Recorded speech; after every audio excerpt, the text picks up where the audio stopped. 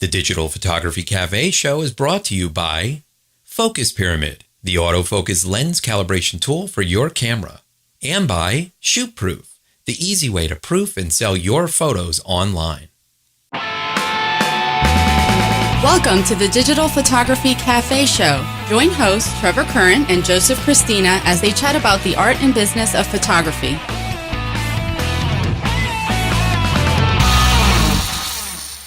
Hey everybody, welcome back to the show. This is episode 128. I'm Joseph Christina here with my co-host Trevor Curran. On last week's episode, we talked about Apple's numerous product updates and highlighted some of our favorite products and services we found at this year's Photo Plus Expo. If you haven't watched last week's show, I encourage you to do so. You can find it at our website, digitalphotographycafe.com, in iTunes, listen with the popular Stitcher, TuneIn, and Xbox music apps, or watch in HD on TiVo. Hey, Joe. We are back. How you doing? I'm well. I'm very green today. Very green. Yeah, it's very green. You're glowing. Yeah. I'm like fluorescent green. The folks that are watching, very Halloweenish, I guess. You look like one of those dudes picking up garbage on the side of the road.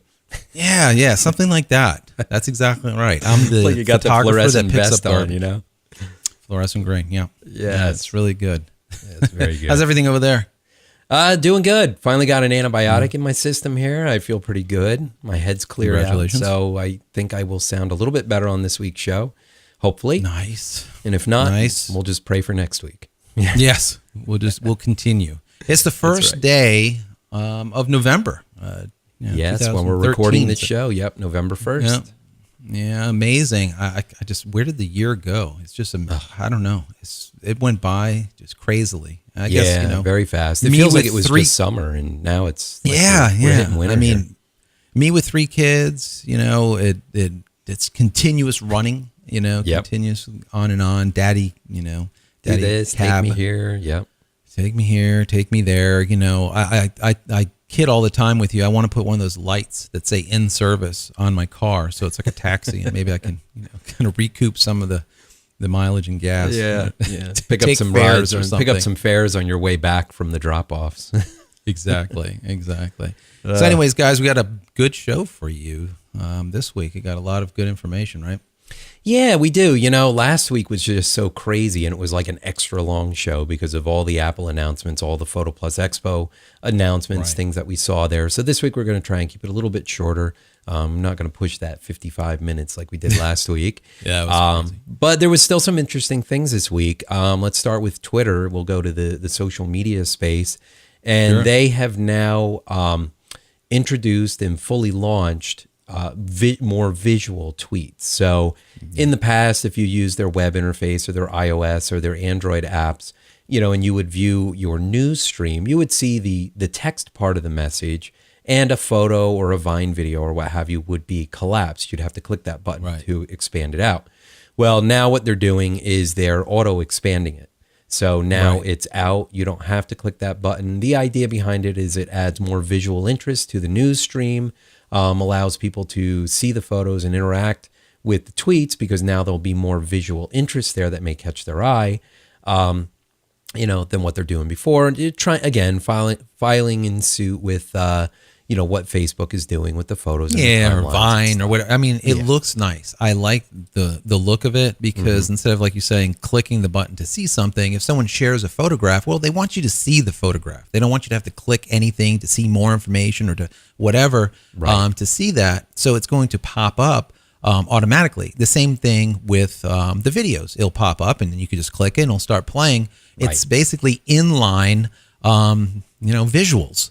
So it's nice. Instead of text, all text and that's it, and links, all of a sudden now it's becoming more graphic. And I mean, I like it. I think it's really nice. It looks superb, but I think, the backlash of doing so can be, they're going to see some problems, I think. Yeah. I mean, just think about it, guys. The tweets that you don't even normally see because you're not paying close attention to your news feed. The news feed moves so fast, but all those people out there who are sharing photos of inappropriate things, people who are creating text-only graphics with "buy this," blah blah blah. I mean, all of these types of spammy type of things, you're all going to see now. And that really is a problem. And I hope what will happen is people that are sharing these inappropriate things, whether they be, vulgar or whatever, pornography or what have you, Sure. that people will report them and their Right. accounts will get suspended. And inadvertently, this could be a little bit of a cleansing of Twitter, let's say. Yeah, absolutely. But I do see it as a cleansing. I do see it also as just a huge amount of hours of workload that's going to go into Twitter. Responding to the numerous, countless complaints and the vetting that is going to have to be done for these complaints. And I think probably what will happen is if there's something that says pornographic or something that's really vulgar or, racial or whatnot, I think that will go to the top of the list, and then a physical warm body will have to analyze it and look at it. And if you did share that account's probably going to get banned, suspended or something. Now, the problem with that is, guys, yes, this will cleanse, number one. Number two, of course, it's going to be a lot of workload on Twitter to do this. But three here, which is, I think kind of interesting, is the impact that this will have is if you have an account that has been compromised, right? You might, lose a major portion of your business due to being either banned or somehow temporarily taken out. Right. And then you'd have to petition to get back in, to whoever, contact whoever, the gods over at Twitter. The powers that be, the powers that be. So this could be, detrimental also. Yeah, it really can. That's the thing. I mean, usually, I don't want to say always, but a lot of the times the accounts that get hacked are the relatively inactive accounts. They're the ones that people have these accounts, they never use them, they post once in a blue moon. They're not monitoring, they're not doing anything to protect themselves through Twitter. They're the ones that get compromised, and they're the ones that will end up sharing these inappropriate images and what have you. If you are on Twitter and you want to stay on Twitter, I definitely recommend you become, really start actively monitoring your account. I know we use Hootsuite. It's a great way to set up a list, a whole field where you can monitor your outgoing tweets. You can monitor your outgoing direct messages.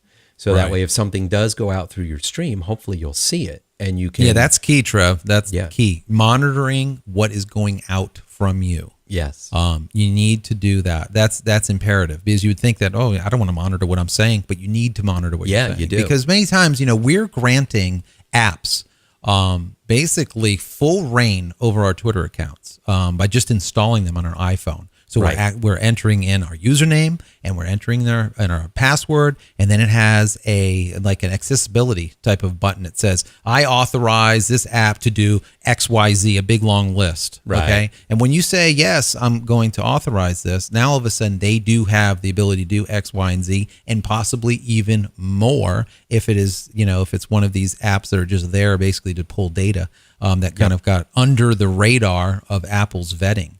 Yeah. So, you have to be careful for sure. Yeah, absolutely. So the iPad Air, there's some benchmark test results coming in. And from what we're seeing right now, it is living up to Apple's claims of being twice as fast.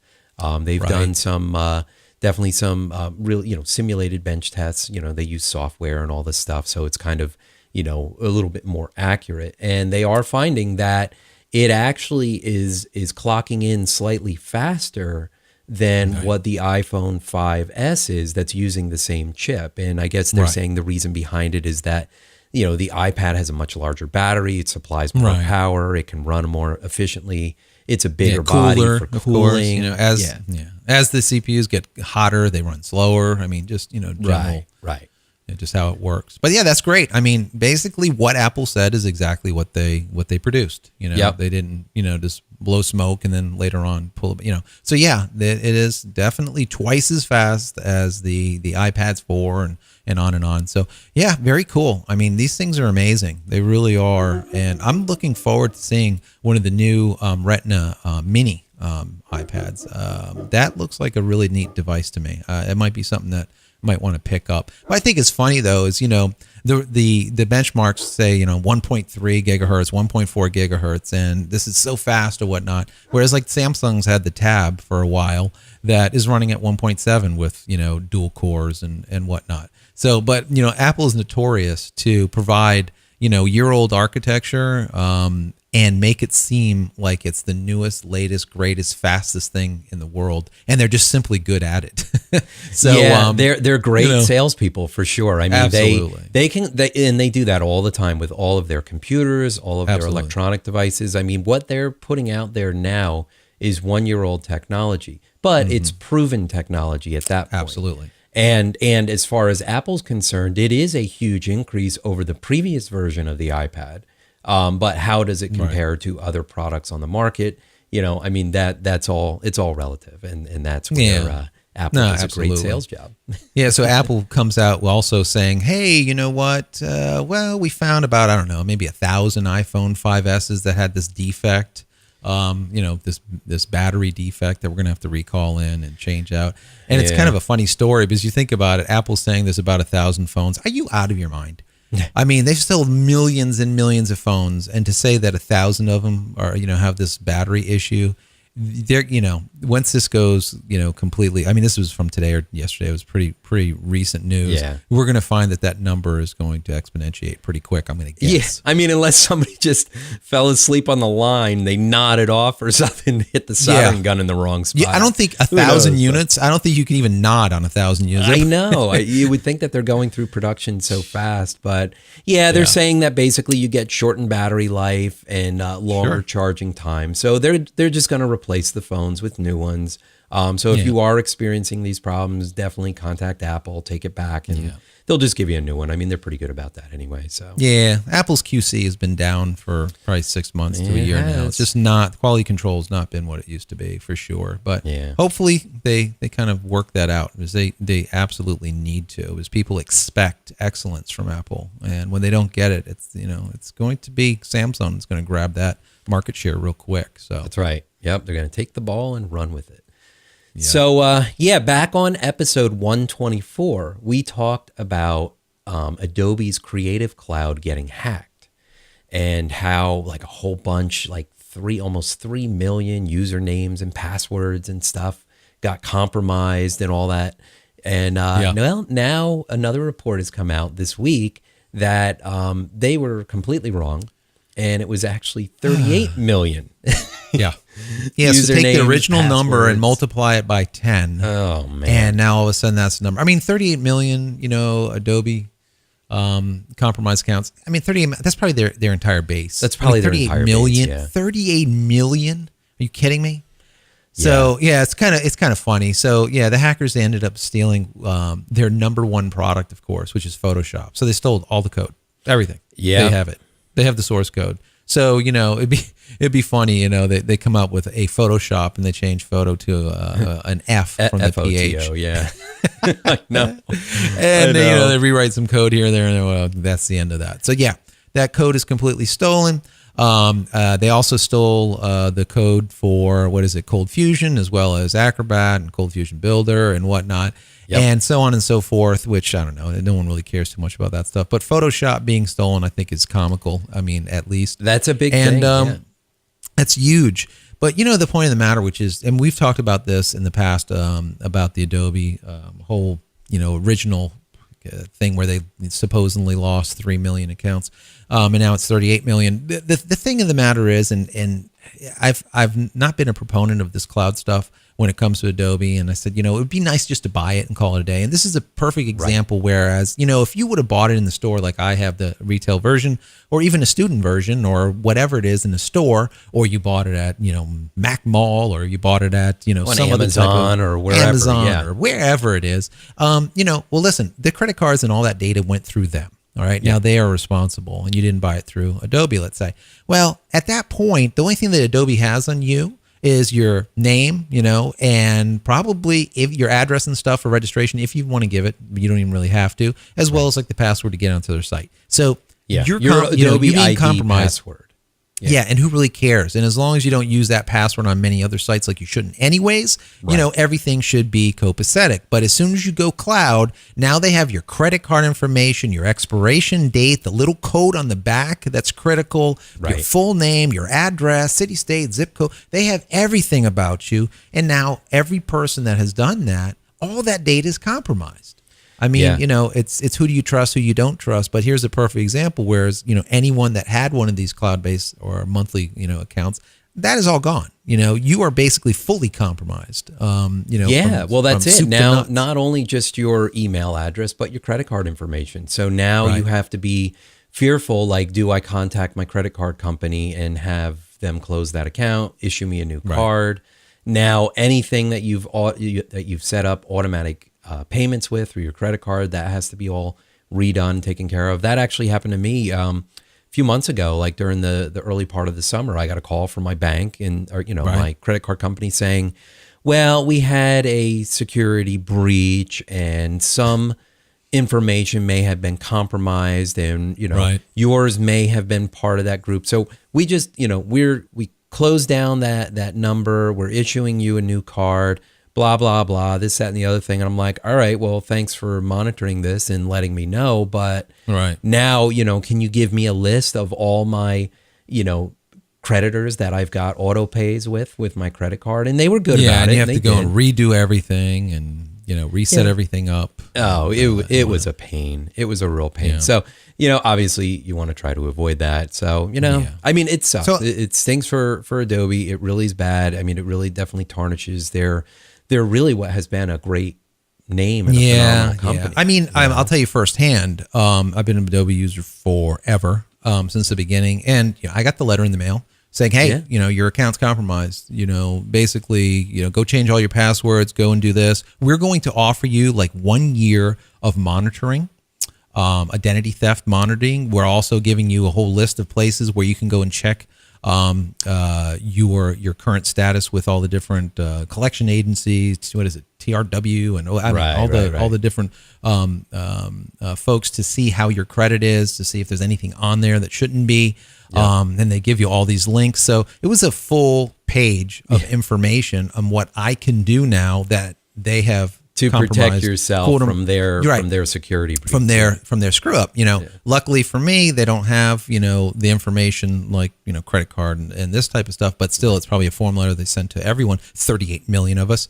So you guys probably, someone who's got one out there too. So yeah, it's one of those things. Now you have to monitor your credit. You have to make sure that you change any password just in case you reuse the same password that you use on Adobe site somewhere else. On other sites, that's bad news. Yep. You need to be vigilant now. So, what are you going to do? This is the kind of stuff that happens, and this is, where you have to really say, who do I use and who do I not use, and what do I do and what do I don't do? And that's why I'm such a proponent of just buying something outright, paying for it in the store, cash, charge, whatever, paying for that, grabbing that, bringing it home, and it's yours. It's not this continuous fee that happens monthly.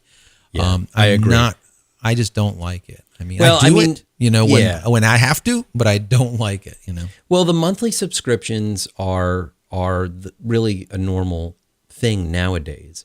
I know, basically for some of the things that I'm working on, that's the way it's going to be, but we're not processing credit card information ourselves. We're using a third-party service where they are responsible for that data and keeping that secure. That's why we're using companies like PayPal or Stripe or what have you for our clients, because we don't want them to bear that responsibility. No, and it limits your responsibility. And it limits my responsibility as a developer and a host. So I don't have to worry about, all of this compliance and stuff. And that really is a problem. And Adobe's not out there, manually swiping cards and stuff or running their stuff through PayPal. I mean, they've got their own system set up, and they're using, the credit cards being processed right on their site. The data is being stored on their site, and that's the problem. Yeah, and it's all gone. It's been covered. So anyways, guys, on an up note, we got a lot more for you, but we're going to go ahead and take a quick break to hear from a couple of our sponsors. Are you frustrated with slightly out of focus images when you know your autofocus spot was dead on? It's simply not your fault. From manufacturer to manufacturer, and even lens copy to lens copy, there are slight variances to the exact spot where light is being focused onto the sensor. Finally, there's a product that allows you to compensate for those variances and make sharper images immediately. Focus Pyramid, the autofocus lens calibration tool, is an absolute must for every photographer. If you want to make the sharpest images possible, then you need to take control over your camera's focusing system. With the Focus Pyramid, you can calibrate all of your lenses on your lunch break. The Focus Pyramid makes lens calibration quick and easy at an affordable price. So give your lenses a new lease on life and take your photography to the next level. Head over to focuspyramid.com/DPC and get an additional 10% off just for being a show listener. As photographers, we're always trying to increase sales and profits after every event. We shoot an event and have hundreds or even thousands of images that just sit on our hard drives. Perhaps a better workflow would increase sales by getting those valuable images in front of the client. That's where ShootProof comes in. At shootproof.com, you can have an online gallery for all of your clients' proofing needs. ShootProof helps increase profits while building your brand and securing your photos without charging commission fees on sales. ShootProof galleries display your photos beautifully while helping to streamline your workflow and automate more of your business through their intuitive studio control panel. Once approved, photos can be directly fulfilled through ShootProof's various professional lab partners or fulfilled by you. All ShootProof plans have the same feature set. You simply choose the number of client photos stored, decide what products to sell, and the price. Try ShootProof today by taking advantage of their free 30-day trial offer. As a Digital Photography Cafe viewer, ShootProof is offering a 20% discount off any of their premium plans by using promo code DPC20 at checkout. ShootProof. Upload, share, sell, print. All right, we are back, and there has been a firmware update for the Canon 5D Mark III. And Yes. it's kind of funny. You read the report, and they use the word phenomenon multiple Yes. times in their little fixes and stuff. I love it. Yeah, there's like a whole list. So it fixes a phenomenon. A phenomenon. Fixes a phenomenon. We have Fixes no a phenomenon. idea. It's just like a mystical thing. It's an anomaly. It's It's an- just something. Yes, it was like a little creature that got into your camera, and They screwed up never the want to phone. say we fixed a bug. Yeah, a screw up. And the funny is it's not a couple of things. This is we're talking now about the Canon, the 5D Mark III, right? Yep. And so some of the things is like flash not firing.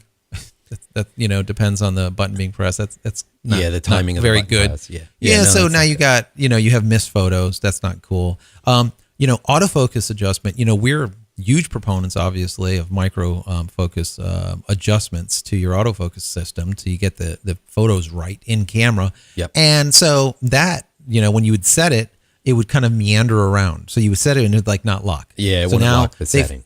Yeah, so they fixed it in firmware update 1.2.1 and now 1.2.3. They did some more improvements on it. It's like, just get it right. Just lock it in there. What is the problem? I don't understand. It's not for me to understand, but geez, come on. That's important stuff. People are today buying cameras based on, do they allow for micro adjustments to the autofocus system? Sure. They are deliberately asking, does this camera do it? Well, I'm just going to grab this one for $100 more because I know how great it is to be able to lock autofocus on every one of my lenses and then snap on the lens, and I know that what I shoot will always be exactly in focus. Period. Well, that's right. It's the education and the awareness of this functionality. This is one of these things that are buried in your user manual that most people don't even read, other than, for the big settings and stuff. And when you find out that you can do this and you see the value in it from having that sharper photo, now all of a sudden it's like, yeah, I want to make sure I can do that because I know that, lenses are not all equal, that each body is not equal. They have standards at the factory that they set things for that, but that doesn't mean that they're ideal. No, So, absolutely. yeah. And it's from lens copy to lens copy. There's always these, slight variations to where that light hits the sensor, when you snap it on. There's going to be variations, period. So if you can go and snap on a lens, now lock the autofocus, it might be +8 or -8, to get it dead on. As a portrait photographer, I'm shooting, a woman and I'm doing a headshot and I want her eyes and her eyelashes crisp. And I lock in to just specifically on that eye. I take the shot and the eye is slightly soft and the tip of the nose is rock solid because the autofocus is slightly front focus, that just pisses me off because I have like the perfect shot, the perfect, the capture of the essence of the person. Now that's ruined, because it's not locked, it's not exact. And being able to do that focus adjustment for each lens, every time I snap on a new lens, it's perfect every time. I mean, that's huge. And that's what people are looking for. That's one of, the sponsors for Focus Pyramid. Yeah, well, that's right. Focus Pyramid has been doing a really great job, not just through our show, but, throughout the internet as well, of helping to educate the photographer about this capability and the importance of it. So I mean, that's great. So another fix here is they say the LCD monitor may show a line of false color along boundaries of high contrast. Right. That's just in the monitor. That's not coming. It's just in the monitor. It's not really hurting anything. I don't mind that. The one thing that I kind of for me shooting video that was kind of screwy when you do a live view and you have an HDMI cable in the connector, your histogram was off. So you would dial in, and this is very important because you want to get lighting right in the camera because remember you're shooting JPEG. You're not shooting RAW yet. You need to get it right because to compensate for a blown highlight later or go and push some of those darks, it's going to get grainy, or the blown highlights, there's no data there anyways. There's nothing you can do. So, by the histogram being off whenever you plug in an HDMI monitor to monitor what you're seeing, that's problematic. They fixed that, which is important. And a couple of other things, not too noteworthy, but they did do some fixes. So if you are running, 121, go and grab, 123 or whatever it is, the new latest. The newest version is 1.2.3. If you're running anything less than that, then it's probably worth upgrading your firmware. It. Absolutely. Go do it. Yes. Go do it. So moving forward, Google Plus again in the news, right? Just doing amazing work for us photographers. And just, I think that they are really starting to get it right. They've always have for photographers. They've lured in a good majority of great photographers into Google Plus. But now by offering us such amazing tools, even the pro-ams and the amateurs are really enjoying using Google Plus because of the tools that they're giving us are the same tools that we buy for $100, $200, which is kind of crazy. These third parties are probably like, oh my God, Google did it again. Yeah, that's right. Well, some of the new features, really kind of cool, is they're going to be rolling out full-size file backups of your photos from your smartphones, from your iOS devices and things like that, that you share through Google Plus, which is really cool because it's just another way of having that offline backup. iOS, of course, you can sync your photos with iCloud, but you have to pay for that storage. They give you 2 gigs free. Photos, you'll fill that up in no time along with all your apps. So I don't use that. I don't use iCloud for syncing my photos. I only use it for my apps and settings, emails, things like that, which is great. And that saves on your storage usage. So I really like that for Google Plus. That's fantastic. Yeah, no, absolutely. I like the way it's recognizing just thousands of different objects, so it knows like if it's a snowman in the in the scene, or maybe it's a sunset. And that's really cool because it can categorize stuff for you. And then if it pulls it wrong, whatever, you go in there and you fix it. But at least it's giving you some baseline that elsewhere you wouldn't have. You'd have to key it yourself. So that's really cool. There's what's amazing to me is now they're offering like HDR. Stuff that you would be paying good money, and we've seen some shots that they've done with HDR and the software that's built in. It is pretty good. It looks as horrible as the best HDR I've seen. So again, it's good when we're talking about mobile photos or something. If you're shooting something with your DSLRs and you're editing them in post on your computer, then you don't need these filters and you can just bypass those and upload the final versions. But if you're kind of out and about, you're shooting on the street, maybe you're shooting with your good camera, you're taking a couple shots here or there with your mobile phone, and you want to share those on Google Plus quick, kind of like as you're doing it. It's a great way to enhance those photos, make them look a little bit nicer, on the fly. Yeah, and they're giving us a whole slew of different filters. As the pro, you're probably not going to use them as much, but pro-ams or an am, it's cool to be able to throw these filters that normally you would pay at least $100 or a couple $100 for these filters plus HDR and all this stuff. So they're giving away a lot of things that are built into the platform now that you can do there instead of on your system. Right. So yeah, it's Google's way of saying, listen, we have infinite storage space, so we're going to give you storage for free. We're going to back up all of your pictures, number one, and we're going to just keep on buying out small companies or write our own software to do stuff that you would normally pay for. We're going to give it to you for nothing. So one of the things is called Snapseed, and it's iOS. It's that HDRscape thing that we're talking about, a filter, and it works really nicely. It looks really good. So, it's another value added to, use Google Plus over its, the competitors out there of photo sharing sites. Right. So, yeah, I mean, and we can take the conspiracy theory approach here and say, Google's building out this fantastic product, this great product, just like analytics, right? We talked about that a week or so ago. And now all of a sudden, you can't get certain stats, certain information, certain data from analytics anymore. Speculation is they're going to charge for it in some form or another. I guess the same could be said here, build out a platform that gets a lot of traffic, that gets a lot of usage, offer them all kinds of tools and services to enhance the experience. And then when people just adopt it as the norm, start charging them for it. Yeah. Sit on this rug way. and then we're going to pull it out from underneath you in 6 months when you're really comfy on that rug. Now, are they going to do it or not? Who knows? But you always have to be careful about putting all your eggs in one basket. Absolutely. That's really what it comes down to. I mean, I'm not a conspiracy theorist by any means, but especially if you're going to get something free, guys, just know that it can disappear. Yeah. At a whim. And many people, adopted Google Wave, and were proponents of it. That was a disaster. And that was pretty much just, a disaster. And it's just, this is the kind of stuff that happens. And they have the money and resources to basically throw everything against the wall and see what sticks.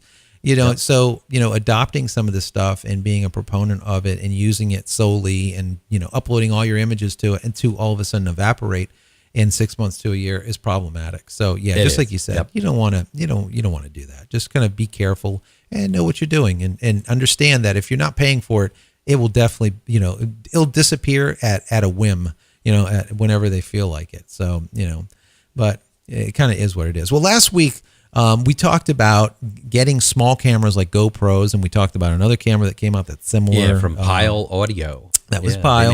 They made a little one.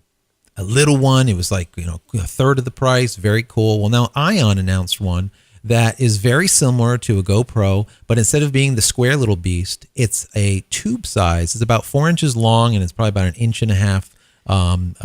In diameter, so it's really small and tubular instead of square, which is really cool. And what I like about it, it's ruggedized. So this could be like a GoPro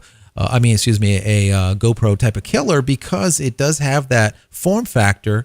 Number one, instead of being square, but two, it goes down to like 49 feet under the water as it is, just stock. How it comes. Yeah.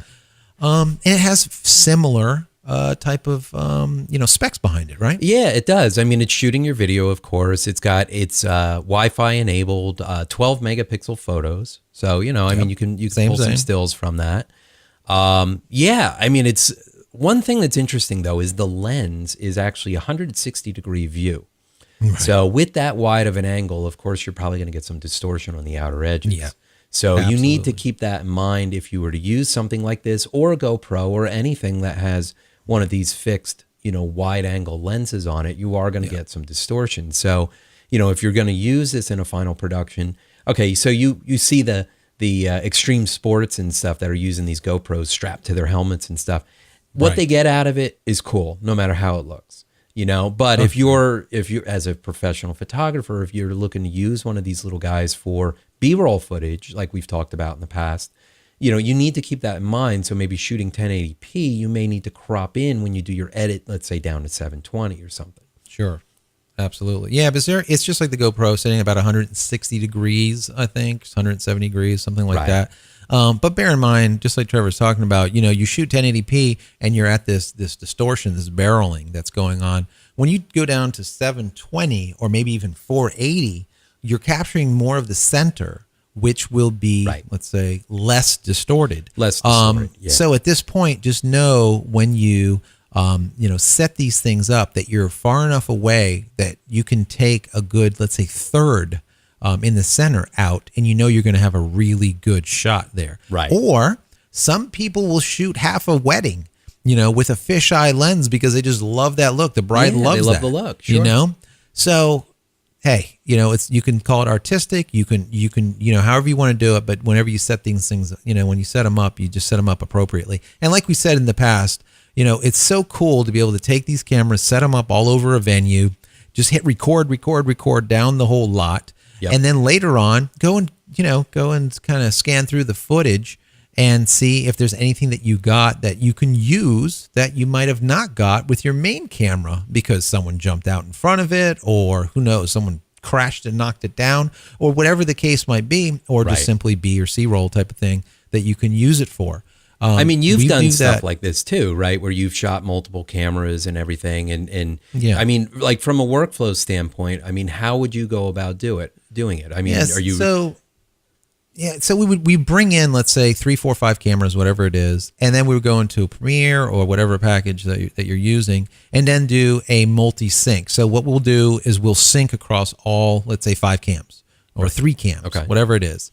And then what we can do is on one monitor actually hit play, and it will run on the same time code right across the board. So we will see all 3 angles simultaneously. And any time we can pull specific portions of those tracks out and stick it onto the timeline to use. So it's very nice because then what can happen is I say, someone's getting married and it's the time for the kiss. You have your main cam, which is capturing. That's great. Now all of a sudden you can wrap around stage left, you can wrap around stage right, and then back to main. What a great look does that, achieve? Yeah. That and to kind of cover your butt a little bit, like when Aunt Mary decides she's going to stand up and snap a photo of the kids right in front of your lens, right? Yes. Then you just switch over to other angle. Exactly. Then you switch over to to your B cam or C cam, and now you're okay. You didn't miss anything. So I mean, for the dollar amount, I think they're $349 for it, which is not that bad. It's about it's a little cheaper than the new Hero 3 Plus, I guess, right? And with similar specs. So very interesting. It's something to look at. We'll leave a link in the show notes. And if you guys haven't thought about doing this, give it a shot. Because like I said, you can use it for stills too. It doesn't always have to be video. Even though we're kind of hybrids now as photographers, we have to do multimedia. Hence the name Allure Multimedia is the company that I started years back. Because I knew even back then, 6 years plus or whatever ago, that I was going to go into this hybrid format because everything was starting to kind of trend that way. You need to be able to do multimedia and not just stills these days. The brides and the events, they want these type of multimedia shoots, and they don't want to go and hire 2 guys. They want to hire you. They just don't have the money to do it. That's right. Things have definitely changed. The economy has changed things. Not for the better for us as creatives financially. And this is something that we all just have to roll with and evolve with and like it or not and figure out a way to make it work for us. That's right, Trev. Give more, get paid less. That's right. That'd be the tagline for this week. That's right. It's great. All right, man. We got to get out of here. We are done. So if people want to connect with you outside of the show, what's the best way for them to reach you? You can find me on Twitter, and that's at Joseph Christina, and that's Christina without an H. Yes, and you can connect with me on Twitter. It's at Trevor Current. All right, guys, that's another week in the can. So you can get all of this week's show notes by visiting digitalphotographycafe.com/128. And don't forget to send all of your questions and comments to comments@digitalphotographycafe.com or simply call 440-345-6707. Once again, that's 440-345-6707. And we will see you next week. You've been watching the Digital Photography Cafe Show with Trevor Curran and Joseph Christina. Be sure to subscribe to the show for free in iTunes or through RSS. You can also listen on Stitcher and TuneIn Radio and watch in HD on TiVo. Visit digitalphotographycafe.com for show notes and to connect with your hosts.